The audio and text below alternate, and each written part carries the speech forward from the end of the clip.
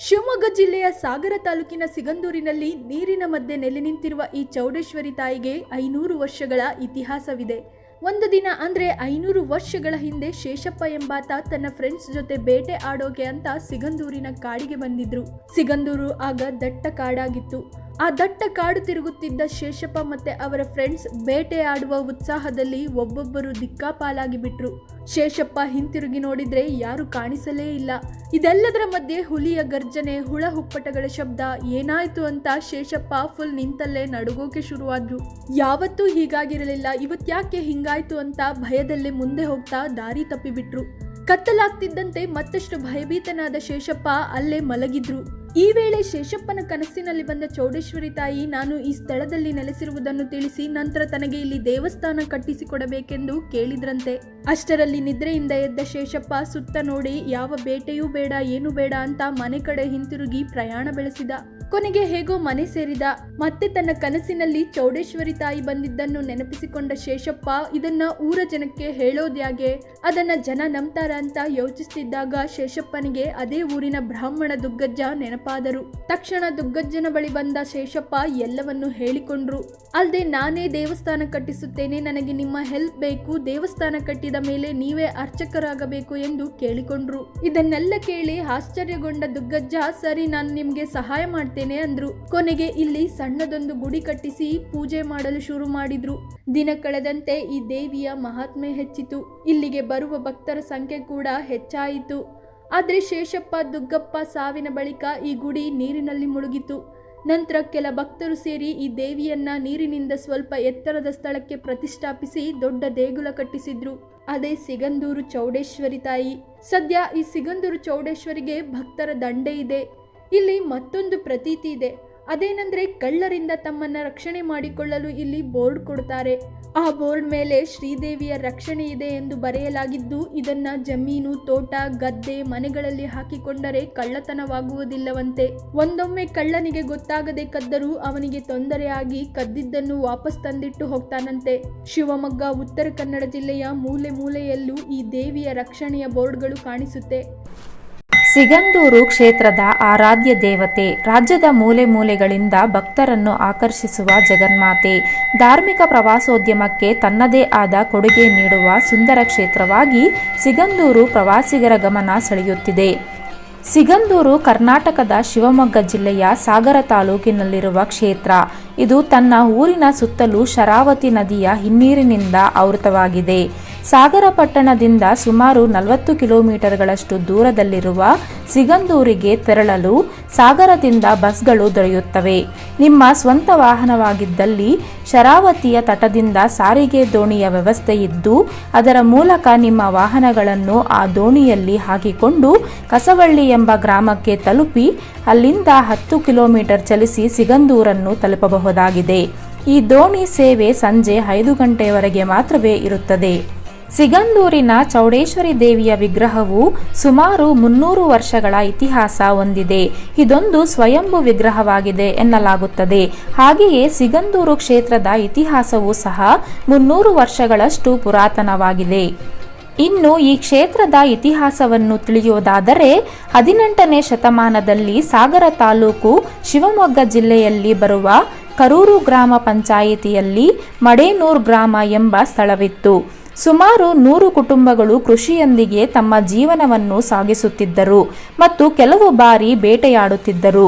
ಈ ಗ್ರಾಮದಲ್ಲಿ ಶ್ರೀ ಶೇಷಪ್ಪ ನಾಯಕ್ ಕುಟುಂಬವು ವಾಸಿಸುತ್ತಿದ್ದರು ಮತ್ತು ಇವರು ಶ್ರೀದೇವಿ ಭೂಮಿಗೆ ಬರಲು ಮತ್ತು ಅವರ ಸಾವಿರಾರು ಭಕ್ತರನ್ನು ಆಶೀರ್ವದಿಸಲು ನಿಜವಾದ ಕಾರಣರಾಗಿದ್ದಾರೆ.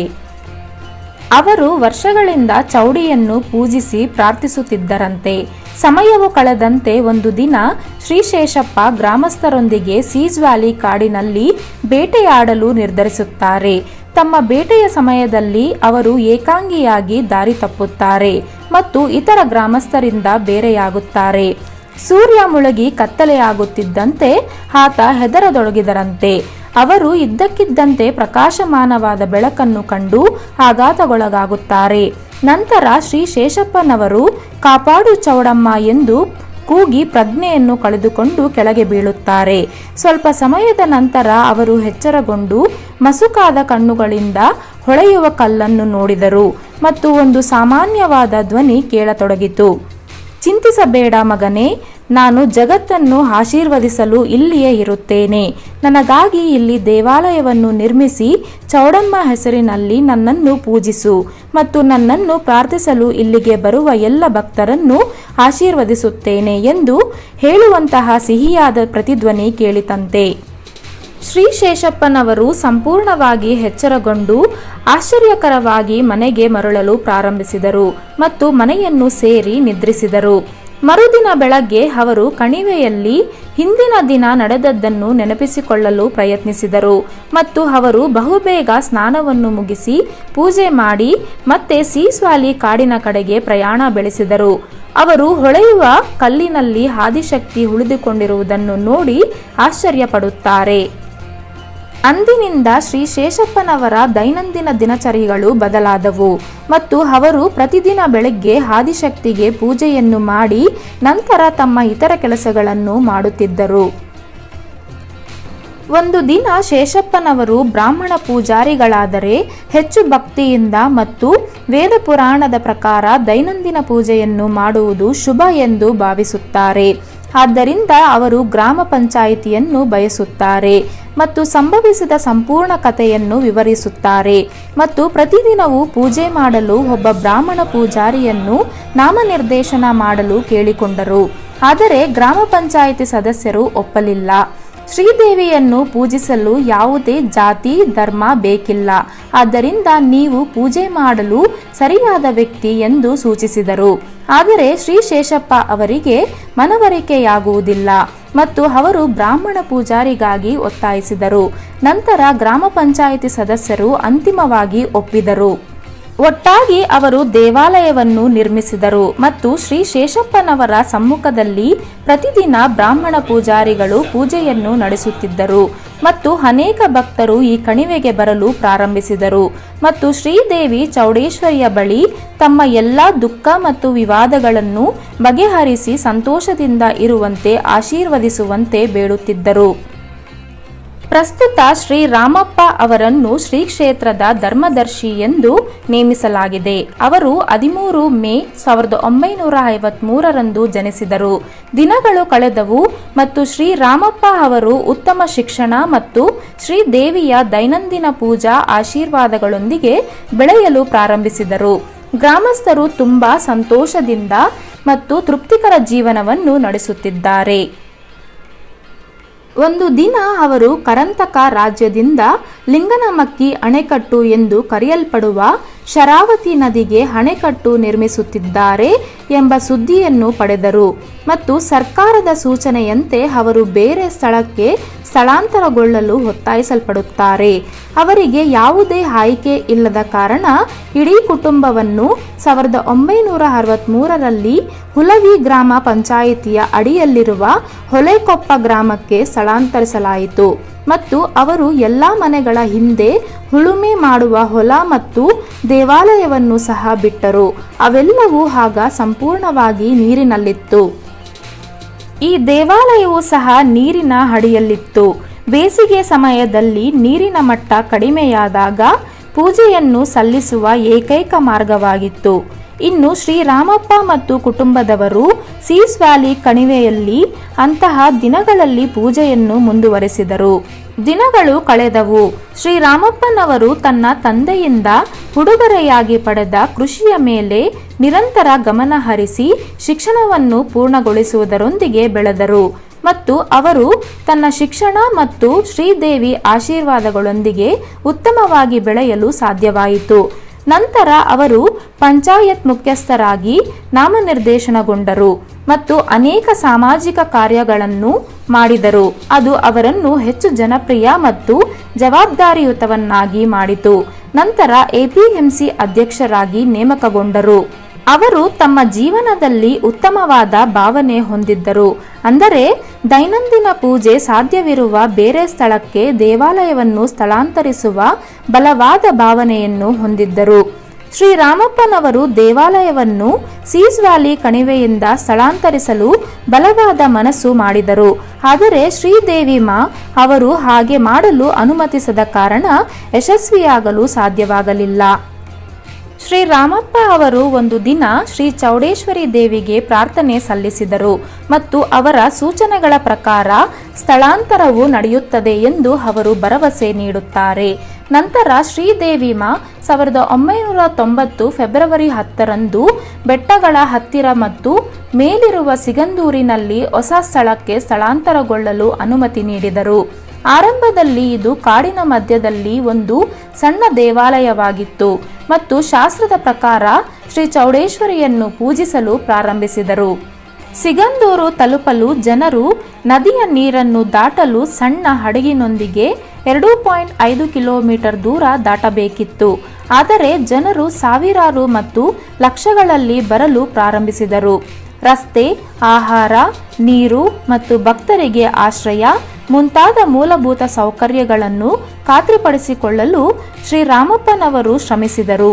ಇಂದು ಶ್ರೀ ಕ್ಷೇತ್ರ ಸಿಗಂದೂರು ಉತ್ತಮ ಸಂಪರ್ಕ ರಸ್ತೆಗಳು, ಅಣೆಕಟ್ಟು, ನೀರನ್ನು ದಾಟಲು ಲಾಂಚರ್ ಸೌಲಭ್ಯ, ವಾಹನ ನಿಲುಗಡೆಗೆ ವಿಶೇಷ ಪ್ರದೇಶ, ಉತ್ತಮವಾಗಿ ನಿರ್ವಹಿಸಲ್ಪಟ್ಟ ಅತಿಥಿ ಗೃಹ, ಗೋಶಾಲಾ, ಕಲ್ಯಾಣ ಮಂಟಪ, ಯಾಗಶಾಲೆ, ಅನ್ನದಾನ ಛತ್ರ, ರುಚಿಕರವಾದ ಸೇವೆ ನೀಡುವ ಹೋಟೆಲ್ ಮತ್ತು ಸಾಮಾನ್ಯ ಸ್ವಚ್ಛವಾದ ಶೌಚಾಲಯಗಳೊಂದಿಗೆ ಉತ್ತಮವಾಗಿ ನಿರ್ವಹಿಸಿದ್ದಾರೆ.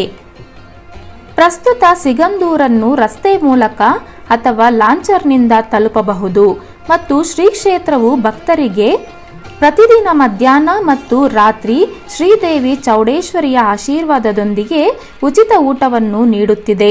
ಗುಣಮಟ್ಟದ ಶಿಕ್ಷಣದ ಅಗತ್ಯವಿರುವ ಬಡ ಮಕ್ಕಳಿಗೆ ಸೇವೆ ಸಲ್ಲಿಸಲು ಚಾರಿಟಬಲ್ ಟ್ರಸ್ಟ್ ಅಡಿಯಲ್ಲಿ ಶೈಕ್ಷಣಿಕ ಪ್ರಗತಿಯನ್ನು ಖಚಿತಪಡಿಸಿಕೊಳ್ಳಲು ಶ್ರೀರಾಮಪ್ಪ ಅವರ ಪುತ್ರರಾದ ಶ್ರೀ ರವಿಕುಮಾರ್ ಅವರಿಗೆ ಬೆಂಬಲ ನೀಡಿದರು.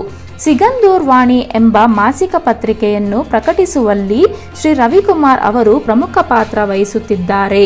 ಇನ್ನು ಈ ದೇವಾಲಯದ ಭಕ್ತರಲ್ಲಿ ಒಂದು ನಂಬಿಕೆ ಇದೆ. ಒಂದು ವೇಳೆ ತಮ್ಮ ಅಮೂಲ್ಯವಾದ ವಸ್ತುಗಳೇನಾದರೂ ಕಳೆದು ಹೋಗಿದ್ದಲ್ಲಿ ಅಥವಾ ಜಮೀನಿಗೆ ಹಾಗೂ ಆಸ್ತಿಗೆ ಸಂಬಂಧಿಸಿದಂತೆ ಸಮಸ್ಯೆಗಳನ್ನು ಎದುರಿಸುತ್ತಿದ್ದಲ್ಲಿ ಈ ತಾಯಿಯ ಸನ್ನಿಧಿಗೆ ಬಂದು ಮನಸಾರೆ ನಂಬಿಕೆಯಿಂದ ಬೇಡಿಕೊಂಡರೆ ಸಾಕು, ಅದು ಶೀಘ್ರವಾಗಿ ನಿಮಗೆ ದೊರೆಯುತ್ತದೆ ಎಂದು ಹೇಳುತ್ತಾರೆ. ಆ ದಿನ ಬೆಳಗ್ಗೆ ಮತ್ತೆ ಅವರು ಹಿಂದಿರುಗಿ ಕಾಡಿಗೆ ಹೋಗ್ತಾರೆ. ತಾವು ನೋಡಿದ ಆ ಕಲ್ಲು ಅಲ್ಲಿಯೇ ಇದ್ದು ಜಗನ್ಮಾತೆ ಆದಿಶಕ್ತಿಯು ಆ ಕಲ್ಲಿನಲ್ಲಿ ಇರುವುದನ್ನು ಕಂಡು ಮತ್ತೆ ಊರಿಗೆ ಬಂದು ಊರಿನ ಜನರನ್ನ ಸೇರಿಸಿ ತಮಗಾದ ಅನುಭವವನ್ನ ವಿವರಿಸುತ್ತಾರೆ. ಪ್ರತಿದಿನ ದೇವಿಗೆ ಪೂಜೆ ಸಲ್ಲಿಸುತ್ತಿದ್ದ ಶೇಷಪ್ಪನವರು ದೇವಿಗೆ ಪೂಜೆ ಮಾಡಲು ಬ್ರಾಹ್ಮಣ ಪೂಜಾರಿಯೊಬ್ಬರನ್ನ ನೇಮಿಸೋಣ ಎಂದು ಪಂಚಾಯಿತಿಯಲ್ಲಿ ತಿಳಿಸುತ್ತಾರೆ. ಆಗ ಗ್ರಾಮದ ಜನ ಅದಕ್ಕೆ ಒಪ್ಪುವುದಿಲ್ಲ. ಶೇಷಪ್ಪನವರೇ ಪೂಜೆ ಮಾಡಲು ಒತ್ತಾಯಿಸಿದರಂತೆ. ಆಗ ಶೇಷಪ್ಪನವರಿಗೆ ಸಮಾಧಾನವೆನಿಸಲಿಲ್ಲ. ಕೊನೆಗೆ ಅವರು ಅರ್ಚಕರನ್ನ ಇರಿಸಿ ದೇವಿಗೆ ಪೂಜೆ ಸಲ್ಲಿಸುತ್ತಿದ್ದರು. ಭಕ್ತರು ದೇವಿಯ ದರ್ಶನಕ್ಕೆ ಬಂದು ತಮ್ಮ ಜೀವನದಲ್ಲಿ ಒಳಿತನ್ನು ಕಂಡುಕೊಂಡರು. ದೇವಿಯ ಬಳಿ ಹಲವು ಇತ್ಯರ್ಥಗಳು ಬಗೆಹರಿಯುತ್ತಿದ್ದವು.